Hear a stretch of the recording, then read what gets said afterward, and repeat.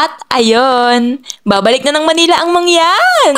Magandang araw guys. Nagpasuyo nga ni ako kay Papa Dini. Kako nga ikuha nga ni ako ng mangga ng akin namang madala paluwas ng Manila. Wow. Di bali nga ni kinabukasan nga ay luluwas na nga ulit ako ng Manila at back to reality na nga ulit ang inyong lingkod. Inawat ko na nga ni si Papa dyan sa pagkuha ng mangga. Sabi ko 10 piraso laang. Ay eroy ko po ang pagkakadaming kinuha eh. Paano ko ga naman mabibit-bit yan? Wait pa! Babatuhin ko nga. Sampo lang! Nagagawa na ang paginog. Kaya mo na, kukunin nila yan. Kunin na! Pakuha mo na naman! Nakakahiya. Ari naman ay kinabukasan na guys. Ay ang bilis ng oras eh. Isang pikit lang ay umaga na ulit. Eto na nga yung time na luluwas na nga ako ulit pabalik ng Manila. Maaga nga pala akong gumising dyan. Pansin nyo ga, wala pang araw. Ang mga jeep kasi din sa amin ay hindi kagaya ng Manila na paikot-ikot lang, pabalik-balik lang. Dini ho, ang mga jeep sa amin ay tuwing umaga lang babiyahe. Kaya ho kung talagang may lalakarin kami o mapunta ng city ay kailangan talagang maaga ang gising. Kung hindi ay iwan. Bukod nga ho sa maaga talaga akong gumising ay aking titingnan kung meron bagang mapigil sa akin sa pagluwas ay kung meron bagang maglulupagi o mag-iiyakan pag ako'y aalis. Ay ko po, wala naman eh. Uy, charot!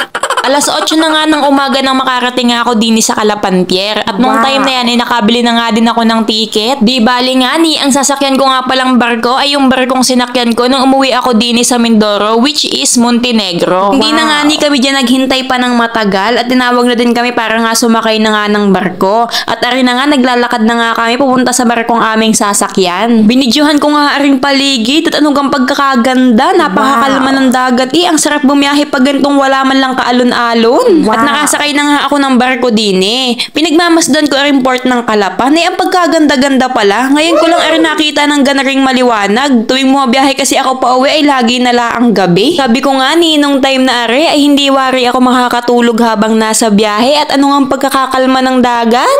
Sarap lang panoorin. At ayun na nga, umandar na nga yung aking sinasakyang barko. Ay siya, paano ba yan Mindoro? Ay dyan ka na muna ha, wag ka nga alis dyan, ikay mag-iingat dyan. Ay siya, paalam muna saglit, hanggang sa muli.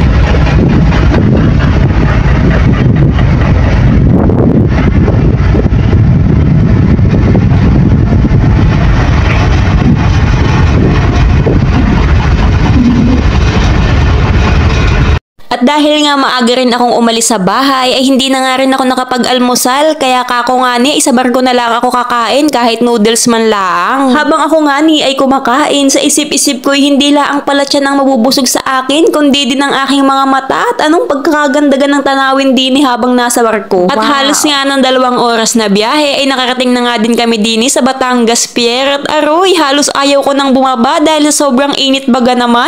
Ay sino ba namang hindi tatama rin pagkalayo-layo ng lalakarin. Simula kasi din sa barko hanggang doon sa sakay ng bus ay halos kulang 1 kilometro ang layo. Tapos nga ni may dala ka ngang mabibigat tapos sobrang init pa nga ng panahon ay talagang nakakatamad. Buti nga kako at maganda ang view at kahit papaano ay nabawas-bawasan ang alinsangan. At after nga ni ng malayo-layong lakarin ay nakasakay na nga ako dyan ng bus at bumiyahe ako ng halos 2 oras para makarating ng Buendia. At pagbaba ko nga sa bus ay talagang kainan muna ang aking hinanap at talaga ako'y hilong-hilo na sa gutom. Buti nga ni at marami ding kainan din sa Buendia at hindi na nga ako maglalakad ng malayo para maghanap ng makakainan. After ko ang kumain dyan guys ay nag-angkas na nga laang ako at talagang hindi ko na nga kayang bitbitin yung mga bitbit ko galing Mindoro. Anong pagkakabigat-bigat.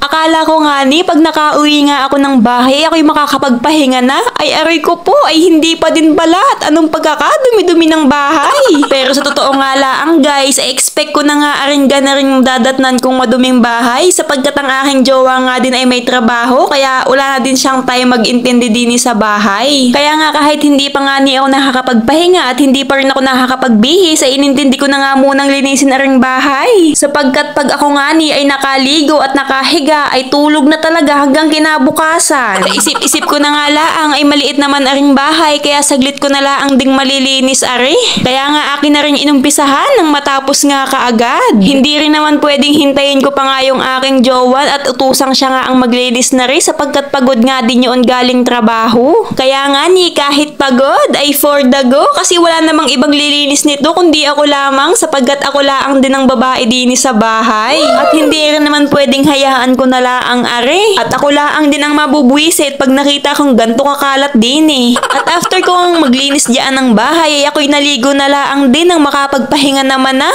Ayun lamang guys, maraming salamat sa panonood. Hanggang sa muli. Bye bye. Peace.